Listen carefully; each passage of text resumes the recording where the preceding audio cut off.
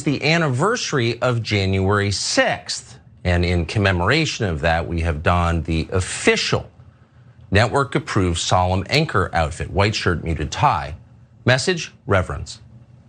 But actually, if you take 3 steps back as historical events go, if we're being honest now, January 6th barely rates as a footnote. Really not a lot happened that day, if you think about it. Okay, so in that clip, in just a few seconds, Tucker Carlson manages to do the 2 things he does best, be wrong and be awful. Obviously, objectively, historically, it's a significant event. Every bit of it, not just on January 6th, but the entire movement to overturn the results of an election, a president refusing to concede, refusing to go to the inauguration, sending a mob of insane people, them breaking into the Capitol. And that's, so he's obviously wrong. But let's also talk about how awful he is. The mockery. Oh, it's very somber. It's very reverent. People died.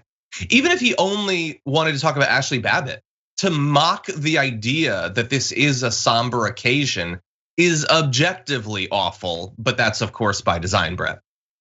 Yeah, I love it. He said Ashli Babbitt dying was nothing. I love that point. It's not particularly important. If you take a few steps back, Ashli Babbitt dying just isn't that important, according to Tucker Carlson.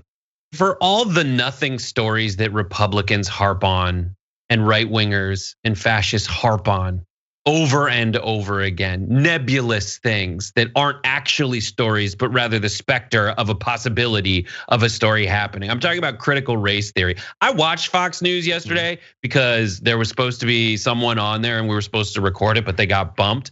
And watching people complain about nonsense on that show nonstop, on that network nonstop, it pales in comparison. The things that they complain about as direct threats, like the possibility of critical race theory funding being made available, though never called critical race theory. They talked about that for like 10 minutes.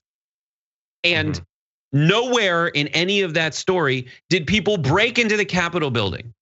That thing on the same merchandise that you buy when you're buying like something for your truck that has a giant flag and like Trump's face also on Mount Rushmore, like they tried to burn it. Yeah. They tried to destroy it. They broke windows, they climbed walls, they chanted, "Hang Mike Pence. Where are you, Nancy? We want to kill you." Yeah. That's what they did. They tried to stop democracy from happening. They tried to thwart the peaceful transfer of power. And we're looking at a video right now where a police officer, led them the other way.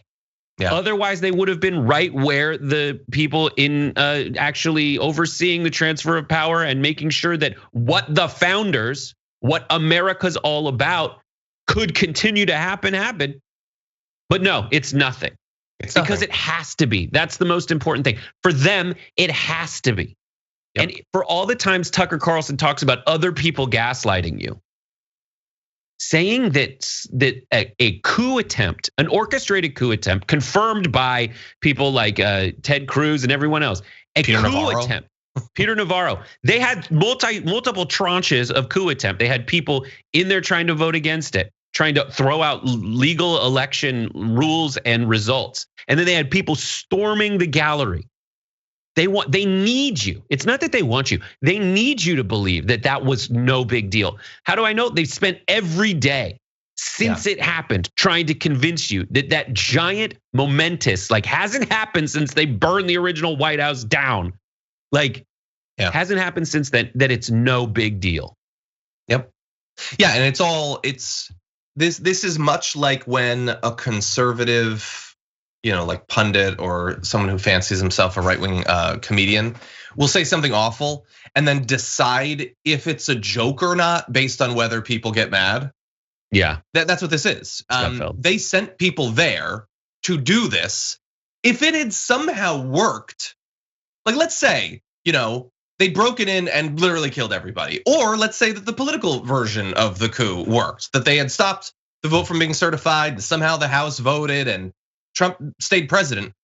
What do you think would have happened? What, like there'd be a counter on the screen on Tucker Carlson's show every day? America post-democracy, us standing against the coup. No, They're pretending it didn't matter because it didn't work. If it had worked, they would just run with it, and they will if it works in the future. He's just lying. That's all it is. I mean, look, every human is burdened by certain biases and psychological, like tendencies. Confirmation bias, motivated reasoning, these sorts of things. But it is explicit and baked into the creation of rundowns for Tucker Carlson every single day. He is trying to produce an outcome, and the outcome is a happy audience who doesn't want to feel bad about what happened.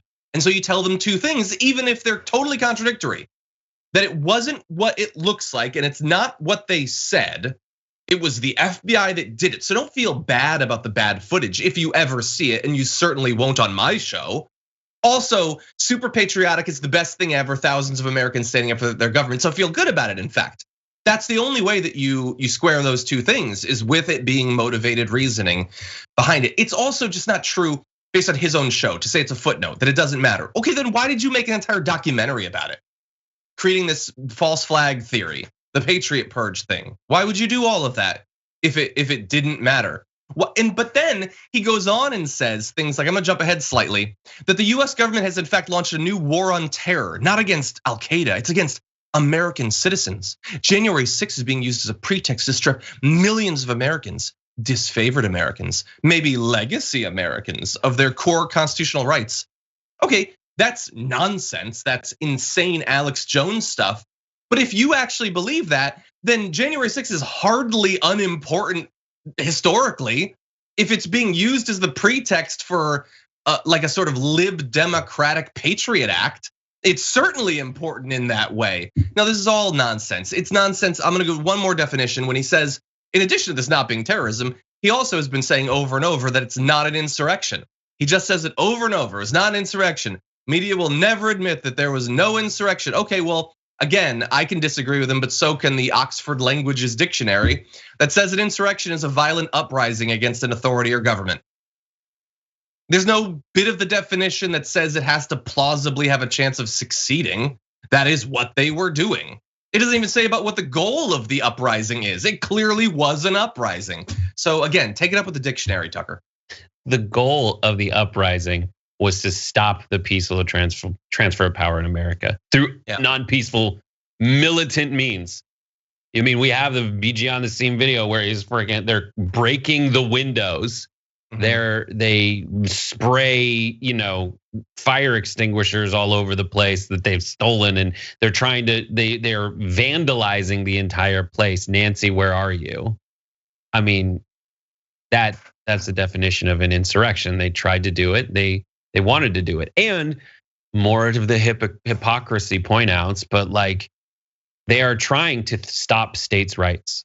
Yep. Period. The states decided that these were the rules for the elections.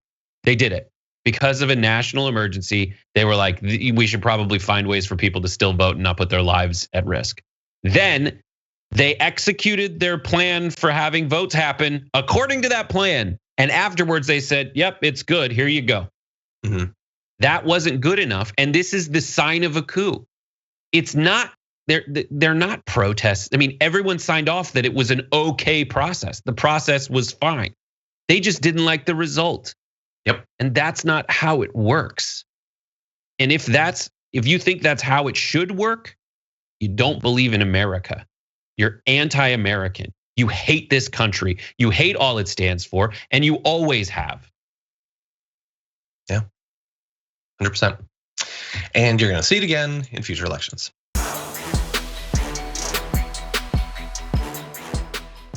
Check out the Damage Report podcast each day, wherever you get your podcasts, whether Pocket Casts or Stitcher or iTunes.